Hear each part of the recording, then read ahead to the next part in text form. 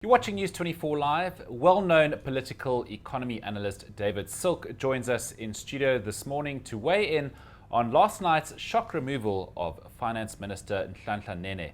Nene will be replaced by the relatively unknown David van Rooyen. Daniel, thank you very much for coming in on such short notice. I have to ask, I spoke to you last night shortly after the announcement. What were your initial feelings? Well, I think my initial feelings were much like the rest of South Africa, surprise and I think consternation about what this really means for the country and in particular, what does it mean for economic policy and the management of the funds that you and me as taxpayers contribute to government. So I was really concerned about why the minister was indeed removed from his position and what are the implications going forward for some of these vexed issues relating to state expenditure, relating to how much we are going to prop up some of the ailing state-owned enterprises, and for that matter, whether the debt that is starting to become a burden in our economy, whether that debt is going to be alleviated or in fact continue and gather a pace which could be a threat to our credit ratings down the line. Did you foresee this happening at all? Well, look, there have been rumors about this circulating for the last few days or so.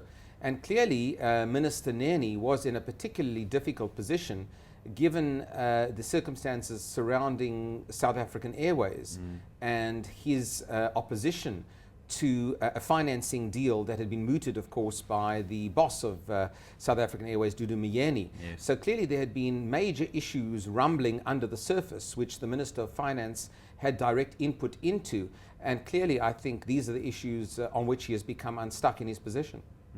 Well, that's obviously what a lot of commentators are saying. The confrontations he's had with Zuma over the SAA situation, the nuclear deal as well. Would you agree? Yeah, look, I think that what Minister Nene will always be remembered for, and he did this after every single speech that he gave, every of the major budget speeches, was that he simply warned government about excessive expenditure. He warned government about corruption as well. He read the Riot Act to his own government, which was absolutely essential for a Minister of Finance to do. And I think that as we've seen over the course of the last few years, and in particular over the last year, the gross mismanagement of the state-owned enterprises in South Africa, which has cost the taxpayer billions of rand and looks like it will continue to do so, clearly is something that a Minister of Finance will find untenable. After all, he has to balance the books. Secondly, the mooted nuclear program for South Africa going forward is a huge capital expenditure project, and the money's got to come from somewhere. If our economy is barely growing at just over 1%, if we are staring down a junk bond rating status into the future, we're simply not going to be able to afford this. Where's the money going to come from? And I think it was a very difficult position for Minister Nene, and I think ultimately these are the issues that probably ended the relationship with President Zuma.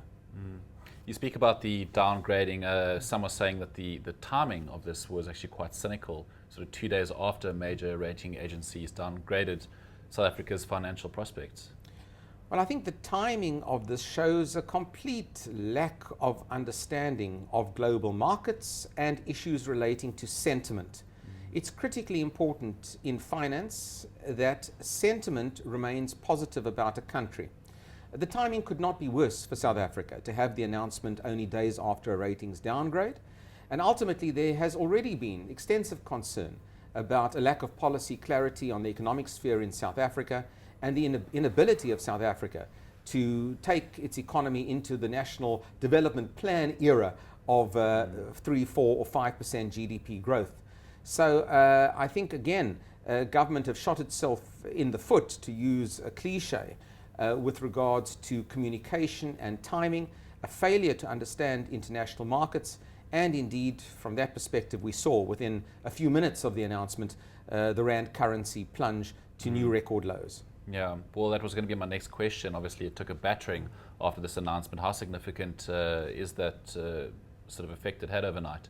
Well, it's extremely significant. I mean, we saw a 2 or 3% drop in the value of the rand. This was a particularly severe drop in the value after the rand had already been dropping in the last few weeks or so as a result of both domestic and international factors. South Africa cannot afford a declining rand at this particular level. whilst the middle classes, of course, will complain about how much it costs them to go on a fancy vacation in Europe, the real problem will be for South Africa's poor, who will end up paying higher transportation costs as a result of increased fuel prices, which are all imported. And we are staring down a drought in South Africa with the necessity to import maize paid for in US dollars. So it's the poor of South Africa who will be most negatively affected by a declining currency like this. And that's really what I think annoys me in particular about the timing and nature and manner of this decision. There's been no effort thus far to communicate an explanation, or in fact for the Ministry of Finance to put some sort of gloss on the new minister and what he may represent in terms of policy going forward.